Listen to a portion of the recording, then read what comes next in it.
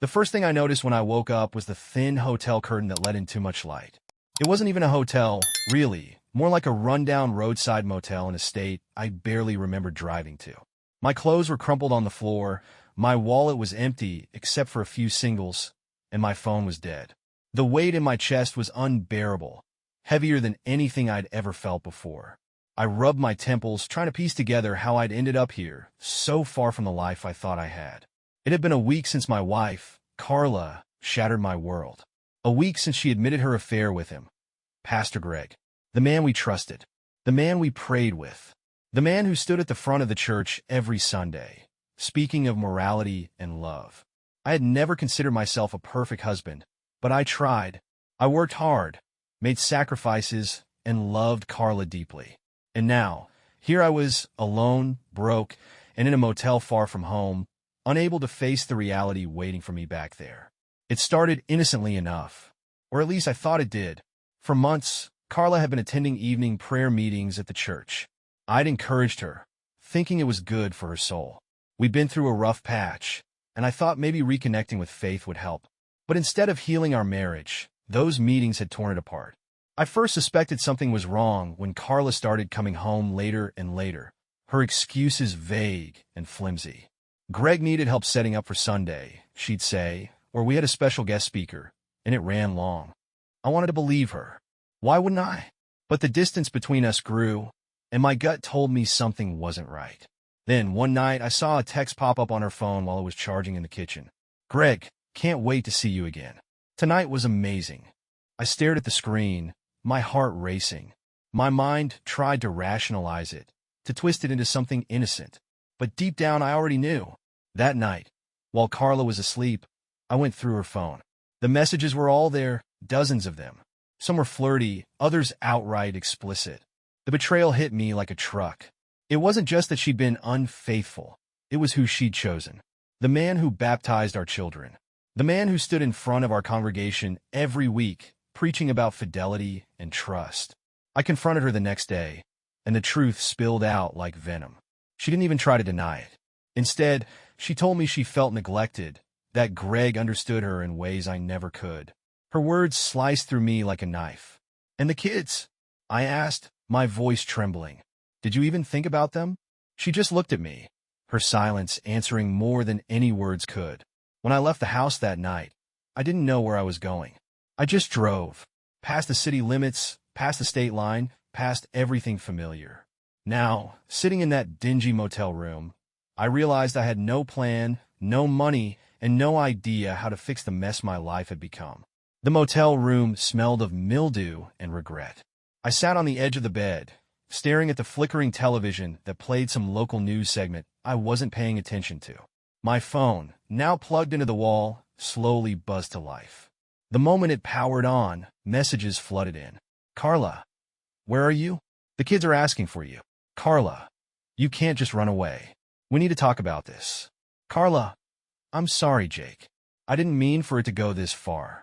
I stared at her words, feeling the same crushing mix of anger and sadness that had been my constant companion since I found out about the affair. I couldn't bring myself to reply. What could I possibly say to her? Instead, I called Rebecca, my sister. Jake, where are you? She asked as soon as she picked up, her voice tinged with panic. I've been worried sick. I'm fine. I lied. I just needed to get away. From Carla, she asked knowingly. From everything, I admitted. Rebecca was silent for a moment. Then, with a sigh, she said, You need to tell me what's going on. What happened? I hesitated, unsure how to put it into words. Finally, I said she cheated. With Greg. Her gasp was audible. The pastor? Jake, are you serious? Dead serious, I said bitterly. She's been sneaking around with him for months. I found the messages. I confronted her. And then I left. Rebecca let out a string of curses I rarely heard from her. That lying snake. And her? How could she do this to you, to the kids? What kind of mother? Rebecca. I interrupted, my voice breaking. I can't talk about it right now. I needed you to know. Her tone softened immediately. I'm sorry, Jake. I can't imagine how you're feeling, but you know I'm here for you. Whatever you need. I don't even know what I need, I admitted. That night, I tried to sleep, But every time I closed my eyes, I saw Carla with him. I imagined their stolen moments, their whispered secrets. I thought about the times I'd sat in that very church, oblivious, while Greg smiled at me like a friend. The anger bubbled up, hot and overwhelming. I wanted to scream, to hit something, to make them feel even a fraction of the pain they'd caused me. But instead, I just lay there, staring at the cracked ceiling, suffocating under the weight of my own heartbreak. The next day, I decided I couldn't stay in the motel any longer. I didn't have much cash left, and I knew I couldn't avoid reality forever.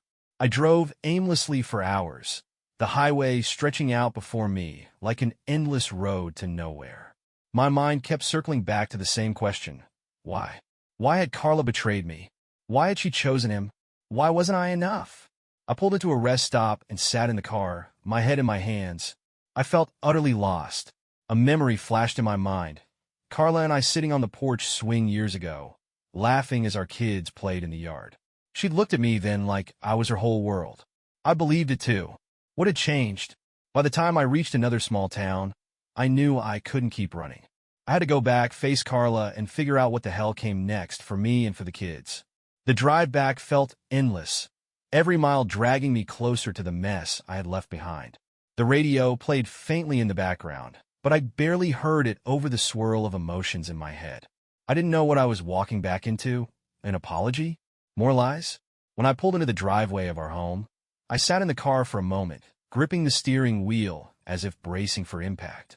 The house looked the same, but it felt different, like a stranger's place. I finally stepped out, each footfall heavy as I approached the door. Carla opened it before I even knocked. She must have been watching from the window. Her face was pale, her eyes puffy from crying.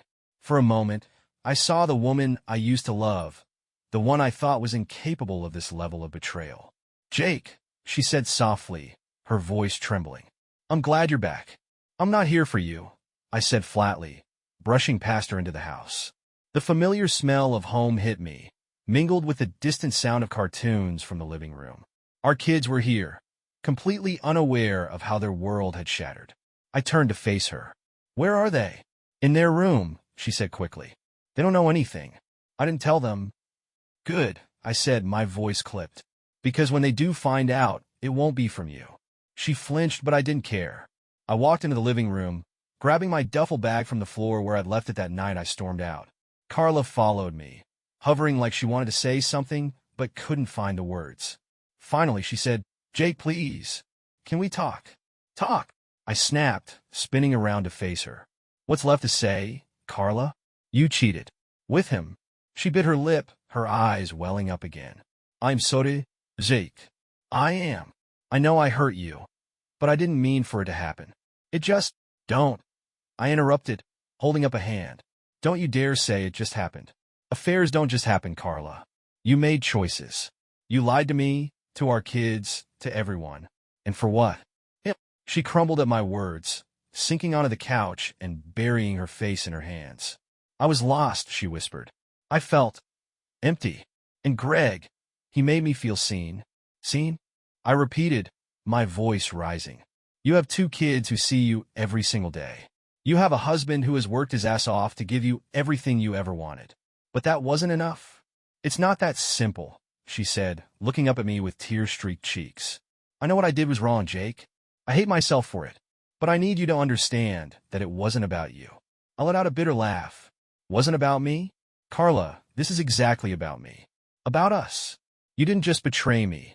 You betrayed our family, our life. And you did it with a man who's supposed to represent everything good and moral."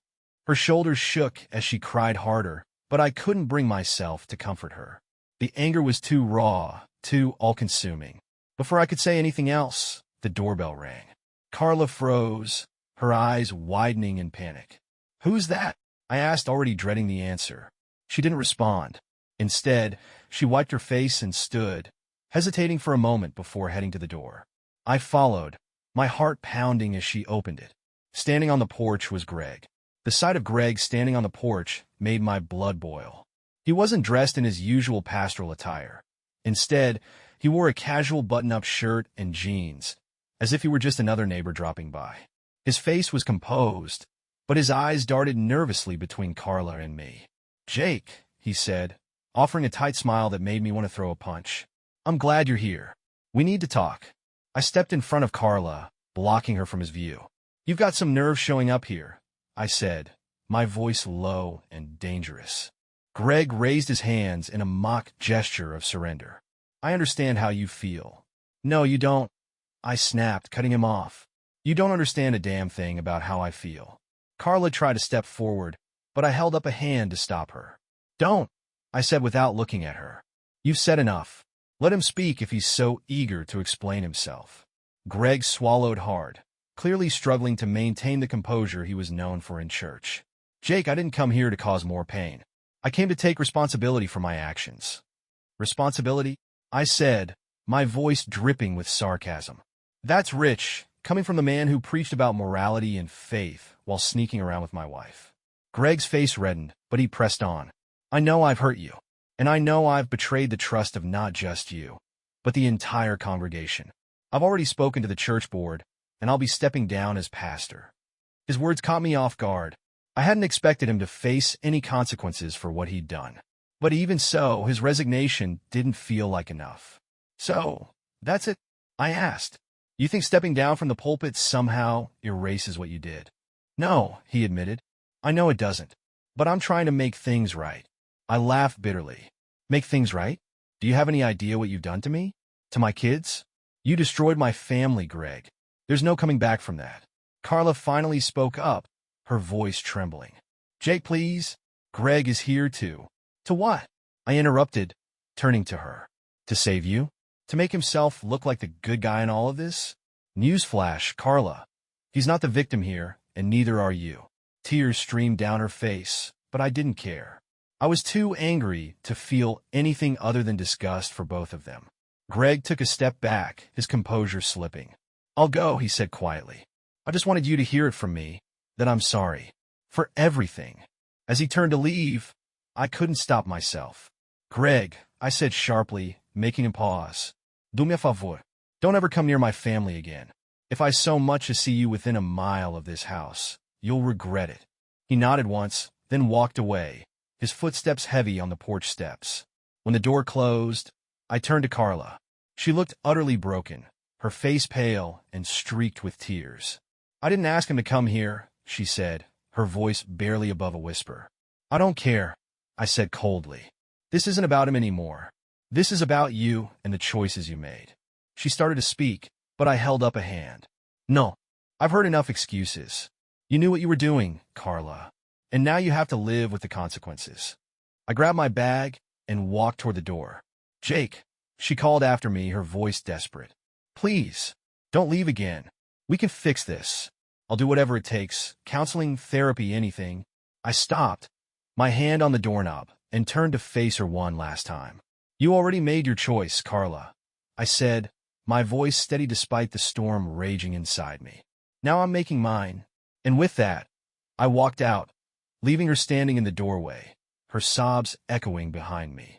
As I walked away from the house, Carla's sobs faded into the background, replaced by the rhythmic crunch of my footsteps on the gravel driveway.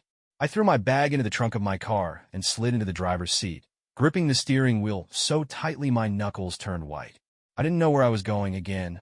All I knew was that I couldn't stay there, surrounded by the memories of the life Carla and I had built, only for her to burn it to the ground.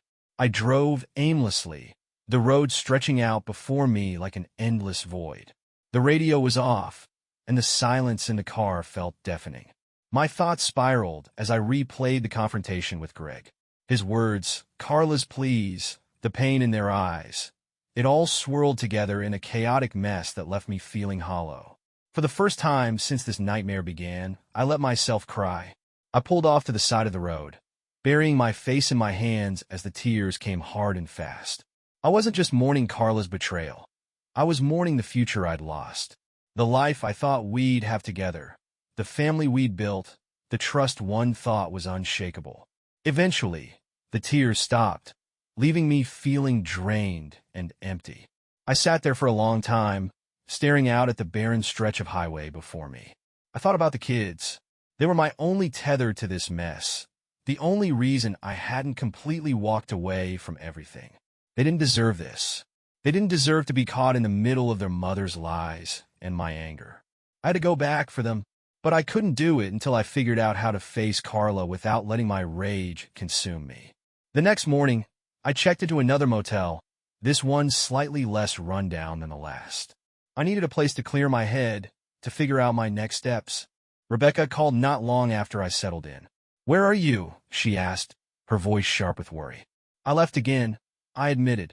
"Jake," she said, her tone softening. "You can't keep running. You need to deal with this head on." "I know," I said.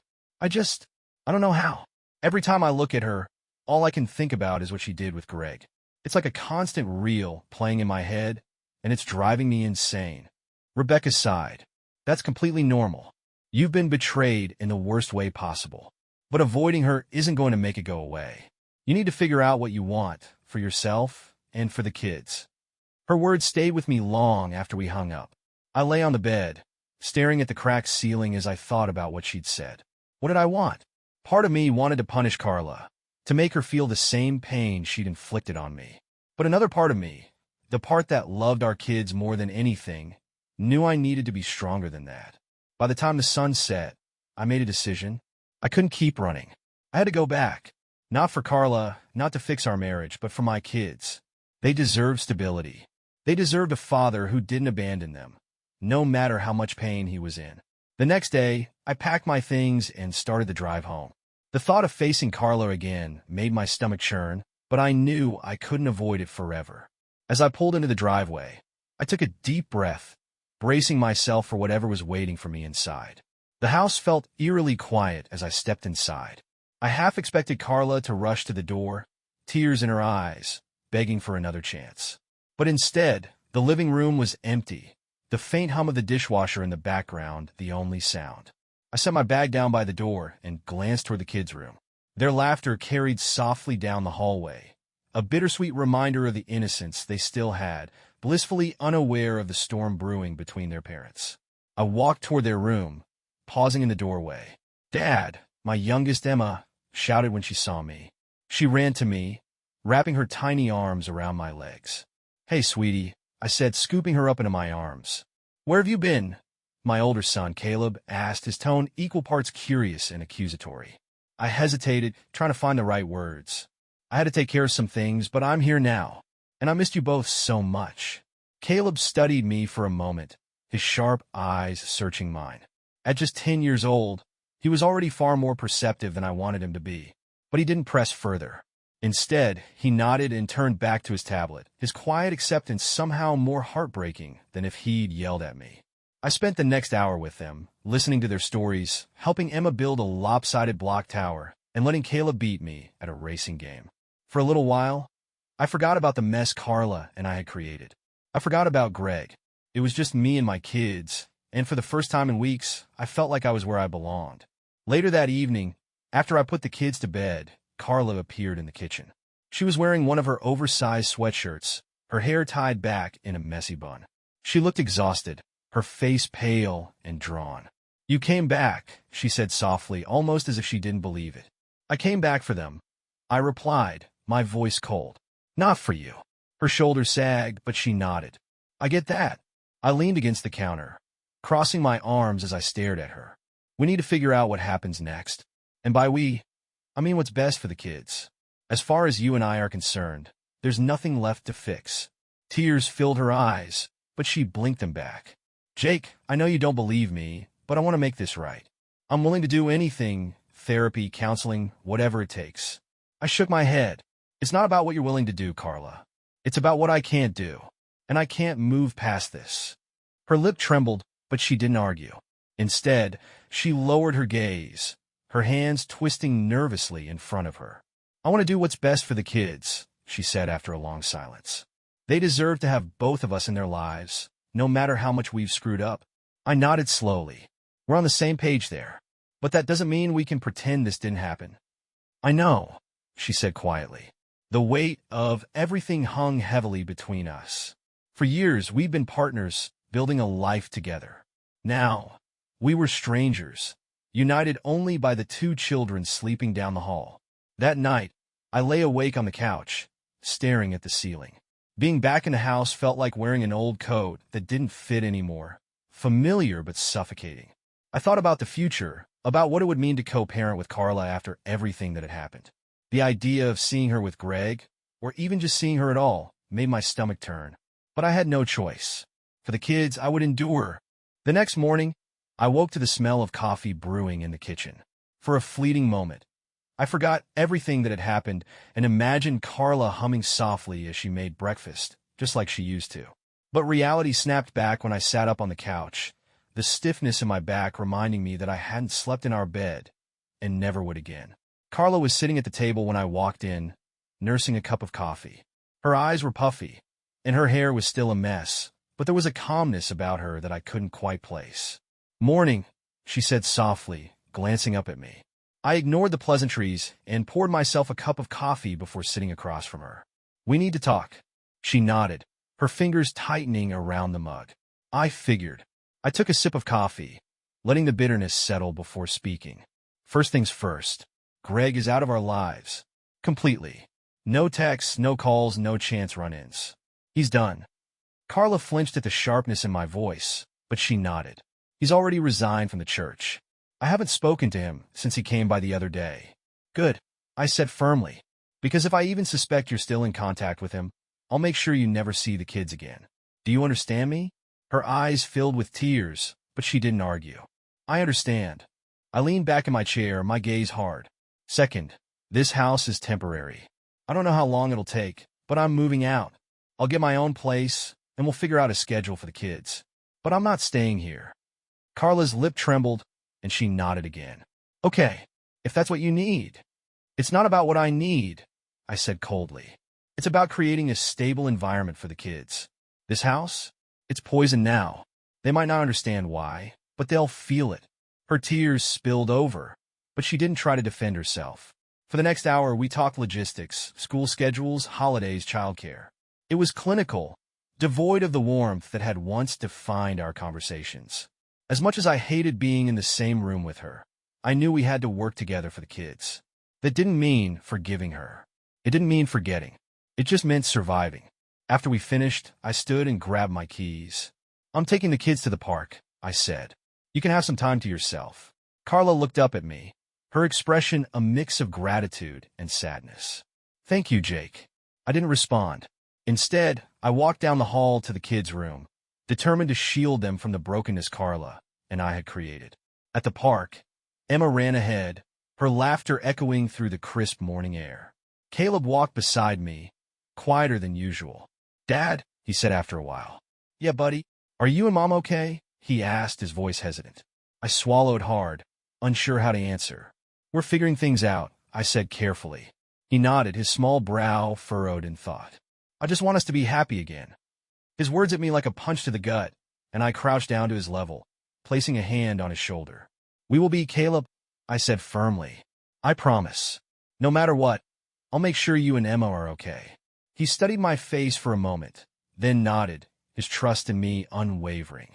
As I watched them play, I felt the first glimmer of hope since this nightmare began.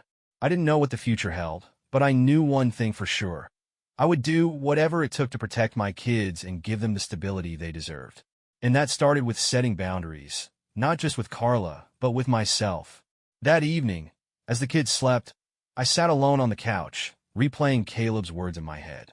"I just want us to be happy again." It was a simple wish, one every child should have, but it felt impossibly out of reach. I opened my laptop and started researching lawyers. It wasn't just about protecting my interests anymore. It was about ensuring that Carla and I could co-parent without constant conflict. I couldn't let my anger fester and bleed into the kids' lives. The next morning, I scheduled a consultation. When I told Carla, her face fell, but she didn't protest. "I get it," she said quietly. "We need to figure this out the right way." Her calm acceptance threw me off. I expected more tears, more begging, but she seemed resigned to the inevitability of it all. "Good," I said, refusing to let her tone soften my resolve. "Because I'm not doing this halfway."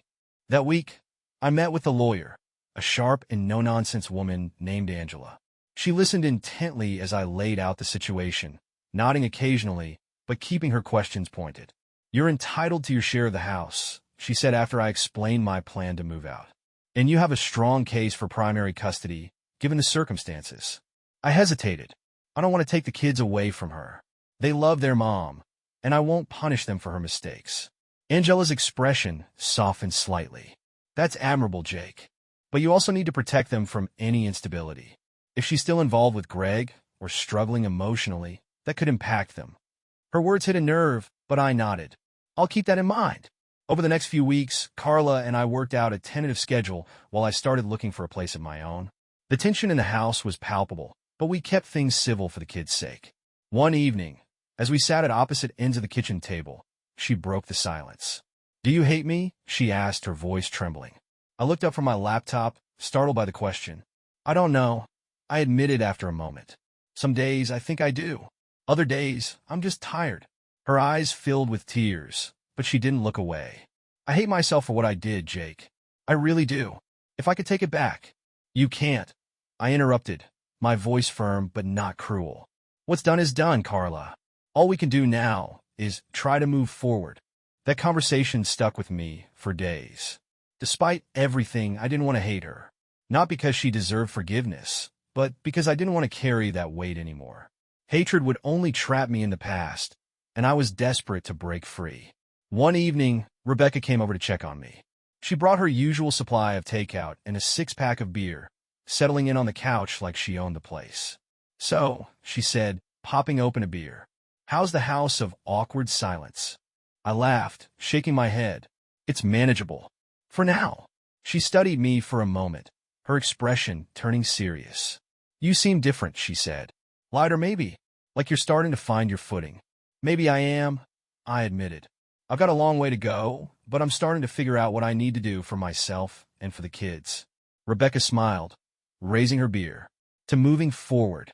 I clinked my bottle against hers, a small smile tugging at the corners of my mouth. That night, as I lay in bed, I realized that for the first time since everything had fallen apart, I felt a tiny flicker of hope. It wasn't much, but it was enough to keep going. A few days after my conversation with Rebecca, I received a call about an apartment I'd applied for. It was a modest two-bedroom in a quiet neighborhood, close enough to the kids' school to make shared custody easier. "It's yours if you want it," the landlord said. For the first time in weeks, I felt a sense of progress. "When can I move in?" I asked, already envisioning the space as a fresh start. That weekend, I started packing my things. It felt strange, sifting through the remnants of a life I no longer recognized. Photos of family vacations, anniversary cards, little mementos from happier times. They all felt like relics of someone else's story. I boxed them up anyway, unsure what to do with them, but unable to throw them away just yet. As I carried the first load of boxes out to the car, Caleb came out to the driveway, his face a mix of confusion and worry. "Dad, where are you going?" he asked. I crouched down to his level, choosing my words carefully. "I'm moving to a new place, buddy. It doesn't mean I won't see you and Emma. I'll still be here for you always. But I need to have my own space for a while." He frowned, processing my words. "Are you and Mom getting a divorce?" The question hit me like a punch, but I nodded slowly. "Yes, Caleb, we are.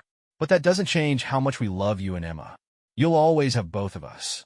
His eyes glistened, and he hugged me tightly. "Promise?" "I promise," I said, my voice thick with emotion. Carla watched from the doorway, her arms crossed tightly over her chest. She didn't say anything as I loaded the car, but her expression was unreadable. When I was done, I turned to her. "I'll be back tomorrow to get the rest," I said. She nodded, her lips pressed into a thin line. "Jake, I hope this is what you need." "It is," I said firmly, then got into the car and drove away. The apartment was small but clean, with large windows that let in plenty of light. I spent the rest of the day unpacking, arranging the furniture I'd brought with me, and setting up the kids' room with a few of their favorite things.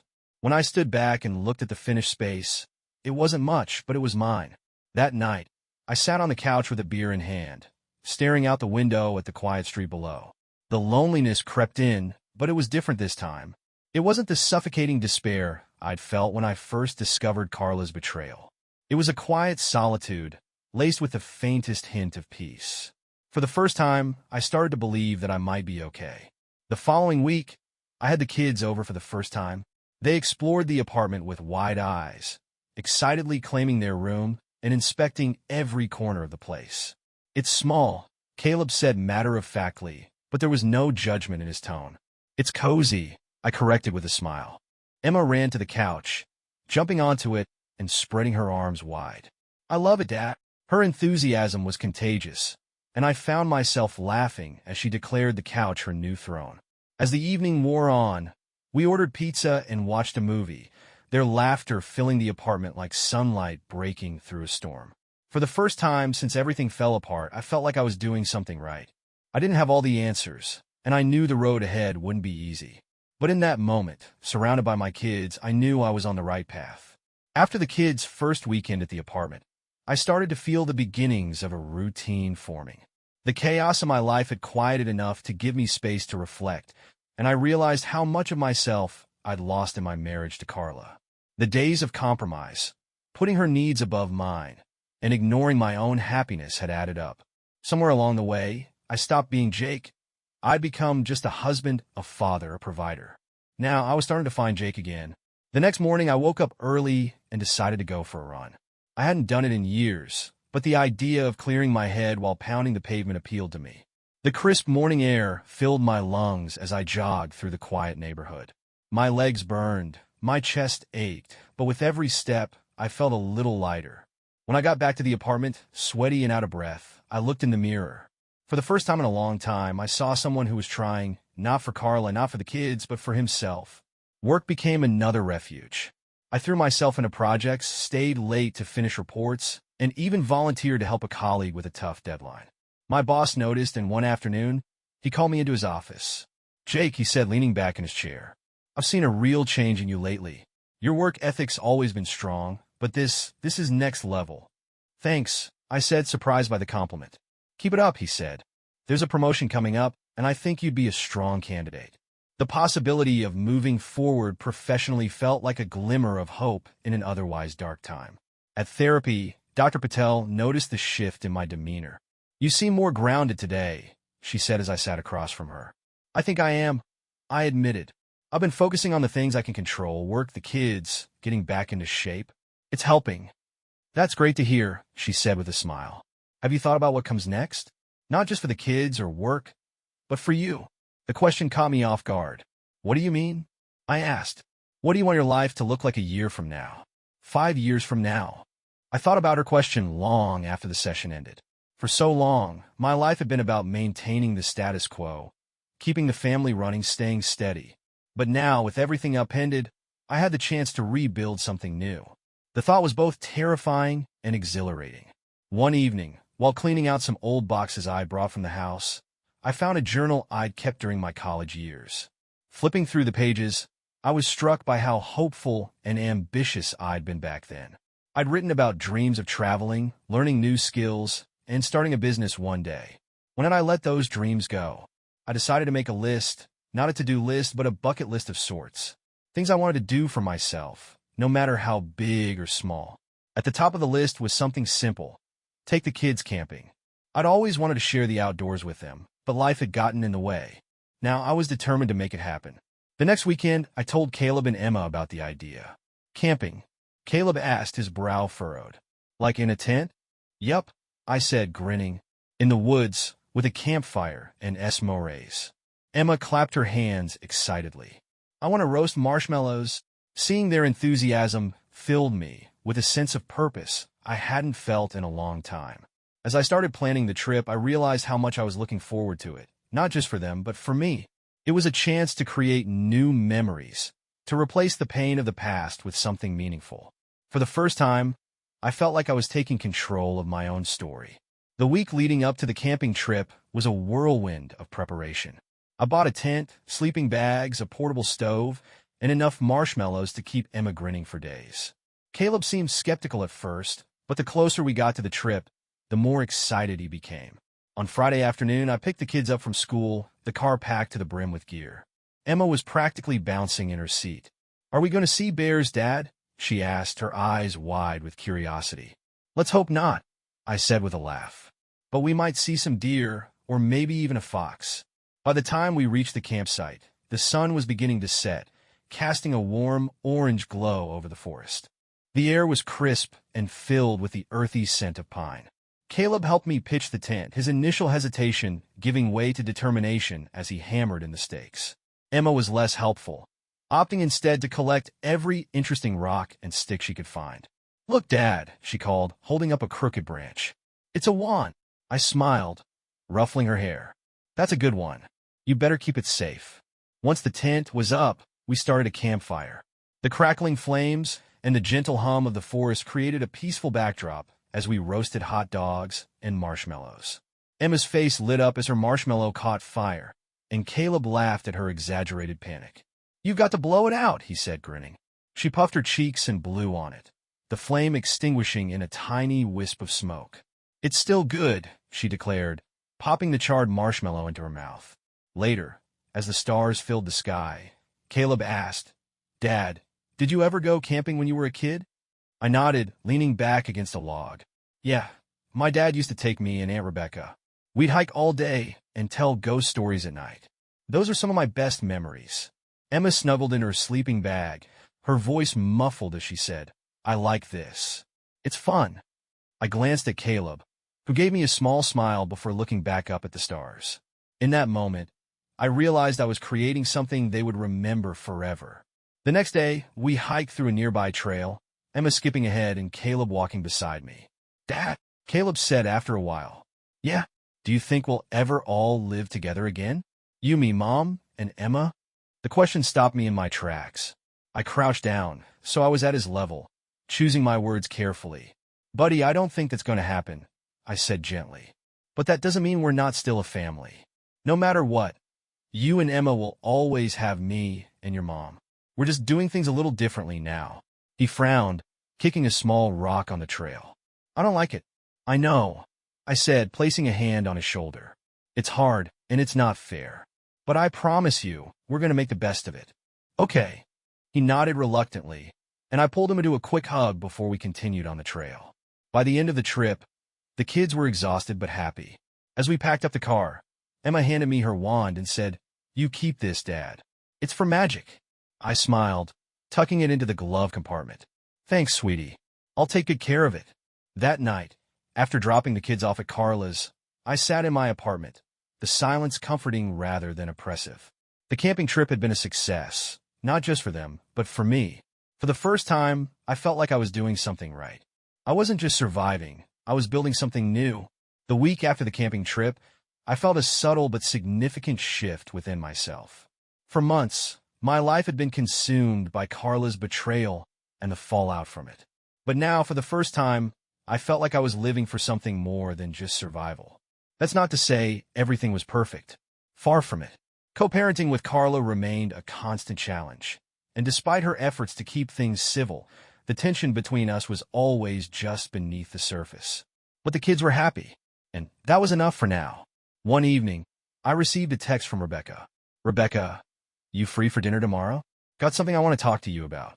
Curious, I agreed, and the next evening, I found myself sitting across from her at a cozy little restaurant we used to frequent. "All right," I said after we'd ordered. "What's on your mind?" Rebecca leaned forward, her expression serious. "Jake, I've been thinking a lot about what you've been through, and I think you need to do something for yourself." "I've been doing plenty for myself," I said with a shrug. "I'm not talking about running or therapy," she said. "I mean something big, something that gets you out of your comfort zone." "Like what?" I asked, raising an eyebrow. She smiled. "Remember how you used to talk about going to Colorado to hike the Rockies? You should do it." I laughed, shaking my head. "Rebecca, I've got kids. I can't just drop everything and run off to the mountains." "You wouldn't be dropping everything," she said. "You'd be investing in yourself. And it doesn't have to be a long trip, just a weekend or even a day. You deserve this, Jake." Her words stuck with me as I drove home. She wasn't wrong. I had dreamed of hiking the Rockies for years, but I'd always found excuses not to go. Work, family obligations, and, if I was honest, fear. But maybe it was time to stop making excuses. The next morning, I called Carla to discuss the kids' schedule. "I need a weekend," I said, cutting straight to the point. "Just one weekend to take some time for myself. Can you watch the kids?" There was a pause, then she said, Of course. Is everything okay? I'm fine, I said, keeping my tone neutral. I just need to clear my head. That Friday, I packed a small bag and hit the road. The drive to Colorado was long, but the further I got from the city, the lighter I felt. The mountains loomed in the distance, their snow-capped peaks glowing in the late afternoon sun. When I arrived at the trailhead, I felt a mix of excitement and nervousness. It had been years since I'd done anything like this, and I wasn't sure if I was ready. But as I started up the trail, the crisp mountain air filling my lungs, I realized that I was. The hike was grueling but exhilarating. The path wound through dense forests, across rocky streams, and up steep inclines that made my legs burn. But the views were worth every step. At one point, I stopped at a small clearing and looked out over the valley below. The world felt vast and endless, and for the first time in months, my problems felt small in comparison. As the sun began to set, painting the sky in shades of orange and pink, I reached the summit. I stood there for a long time, letting the quiet seep into my bones. This wasn't just a hike. It was a moment of reclaiming myself, of realizing that I was more than what had happened to me. I wasn't just a man who'd been betrayed. I was a father, a brother, a friend. I was someone who had survived the worst and come out stronger. On the drive back home, I felt a renewed sense of purpose. The past would always be a part of me, but it didn't have to define me. I was building something new, step by step, day by day. When I returned from my trip to the Rockies, I felt an unfamiliar sense of peace. It wasn't that my problems had disappeared or that I had miraculously healed. But for the first time in a long time, I felt like I was standing on solid ground. The kids noticed the change right away. "You're smiling more, Dad," Emma said one morning as I packed her lunch for school. "Am I?" I asked, grinning down at her. She nodded enthusiastically. "Yeah, I like it when you smile." Her words stayed with me all day, a reminder that my healing wasn't just for me, it was for them too. That evening, Carla dropped by the apartment to pick up the kids. She stood awkwardly in the doorway, glancing around at the small but cozy space. "This is nice," she said, her tone hesitant. "The kids seem happy here."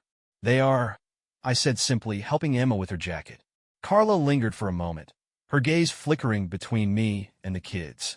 Finally, she said, "Jake, I know I don't have the right to ask, but how are you doing?" "Really?" I hesitated, caught off guard by the question. "I'm figuring things out," I said finally. "One day at a time." She nodded, her eyes misty. "I'm glad. You deserve to be okay." Her words hung in the air long after she left. For so long, I had carried anger toward Carla, letting it fester and consume me. But standing in the doorway after she was gone, I realized that the anger was no longer as sharp. It was still there, but it had softened, dulled by time and the progress I'd made. The next week, I brought the kids to therapy for a family session. Dr. Patel had suggested it as a way to help them process the changes in our lives. Caleb was hesitant at first, sitting stiffly on the couch and avoiding eye contact. But Emma, ever the chatterbox, jumped right in. "I like Dad's new house," she said brightly. "It's little, but it's fun. And we got to go camping." Caleb's expression softened slightly, and he glanced at me. "It was cool," he admitted. Dr. Patel smiled. "It sounds like you're making some good memories together." As the session continued, Caleb opened up more, talking about how much he missed the way things used to be. "It's hard," he said quietly. "I don't like it when you and Mom don't talk." I leaned forward, meeting his gaze. "I know it's hard, buddy, and I wish I could change that for you. But even though your mom and I aren't together, we both love you and Emma more than anything. That will never change." His eyes welled up, and he nodded. That evening, as I tucked the kids into bed, Caleb hugged me tightly. "I believe you, Dad," he said, his voice muffled against my shoulder. I held him close, my heart aching with both love and guilt. "Thanks, buddy. I'll always be here for you." Later that night, I sat on the couch with Max curled up beside me. I thought about how far I'd come since the day I walked out of that house, shattered and broken. The pain of Carla's betrayal would always be a part of my story, but it didn't control me anymore. I was learning to let go, not for her, but for myself. The next morning, as I dropped the kids off at school, Emma handed me a crumpled piece of paper. "What's this?" I asked, glancing at the colorful drawings that covered it. "It's our family," she said matter-of-factly, pointing to the stick figures. That's you, me, Caleb, and Mom. I stared at the drawing, my throat tightening. The four of us were holding hands beneath a big yellow sun, with hearts floating above our heads. It's beautiful, I said softly. Do you like it? She asked, her eyes wide with hope. I love it, I said, tucking it carefully into my bag. As I drove to work, I couldn't stop thinking about the drawing. To Emma, we were still a family, even if things weren't the same. It reminded me that no matter how fractured my relationship with Carla might be, our connection through the kids would always remain. Later that day, Carla called. I was wondering if we could talk, she said hesitantly. About what? I asked, keeping my tone neutral. The kids, she said quickly. And maybe us. How we're handling things. I sighed, debating whether to agree. In the end, I knew avoiding her forever wasn't realistic, especially if we wanted to co-parent effectively. Fine, I said. But it's just a conversation. Nothing more. We met at a coffee shop the next evening. It felt strange sitting across from her like this, in a neutral space, without the comfort of familiarity. She looked nervous, her fingers twisting the paper sleeve of her coffee cup. First, I want to thank you for how you've been handling everything. I know it hasn't been easy. I didn't respond, waiting for her to continue. I've been thinking a lot about what I did, she said, her voice trembling. Not just the affair, but how I let things get to that point. I know I hurt you in ways I can't ever undo, and I'm sorry, Jake. Truly. Her words felt genuine, but they didn't stir any emotions in me. I wasn't angry anymore, but I wasn't ready to forgive either. Carla, I said finally, I appreciate you saying that. But we both know this isn't about fixing us. It's about making sure the kids have a stable, happy life. That's all I care about now. She nodded, her eyes glistening. I understand, and I'm committed to doing that. For them. For the first time, I believed her. The conversation shifted to logistics, school events, holidays, long-term plans. It was practical and unemotional, but it felt productive. By the time we left, I felt a strange sense of relief, like we'd reached some unspoken agreement to move forward without dragging each other down. That weekend, I took Caleb and Emma to the park. Watching them play, their laughter echoing across the playground, I realized how far I'd come. I wasn't the man I'd been before Carla's betrayal, but maybe that wasn't a bad thing. I was stronger now, more self-aware, and more focused on what truly mattered. Later that evening, I texted Rebecca, "Me, you were right. Taking time for myself was exactly what I needed. Thanks for always being in my corner." Her reply came almost instantly. "Rebecca, of course, big bro. You deserve the best. Don't forget it." As I got ready for bed, I glanced at Emma's drawing pinned to the refrigerator. It wasn't perfect, just like our family, but it was still whole in its own way. For the first time, I felt like I could see a future that wasn't defined by pain or anger. It was a future I was ready to embrace. A few months later, I stood in the hallway outside the courthouse, holding a folder with the finalized divorce papers. The reality of it hadn't sunk in yet. For years, Carla and I had been partners, building a life together. Now, that chapter was officially over. The door opened and Carla stepped out. She looked at me with a small, sad smile.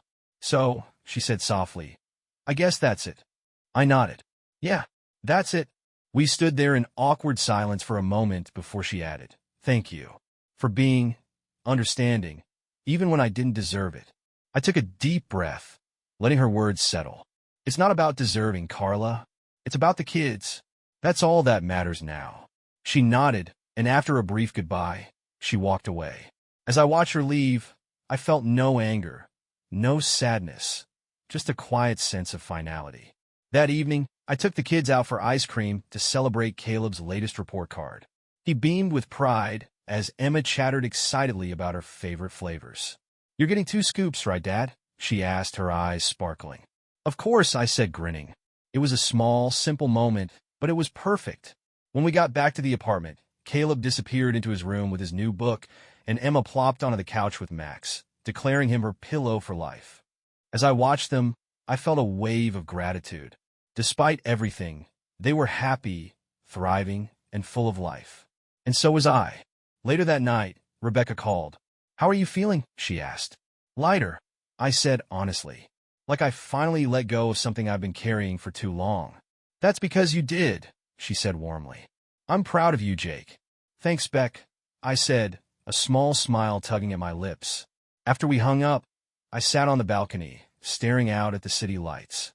The last year had been the hardest of my life, filled with heartbreak, anger, and uncertainty. But it had also been a year of growth and transformation. I wasn't the same man I'd been before Carla's betrayal, but I was okay with that. I'd learned to prioritize myself, to find strength in my struggles, and to build a life that wasn't defined by someone else.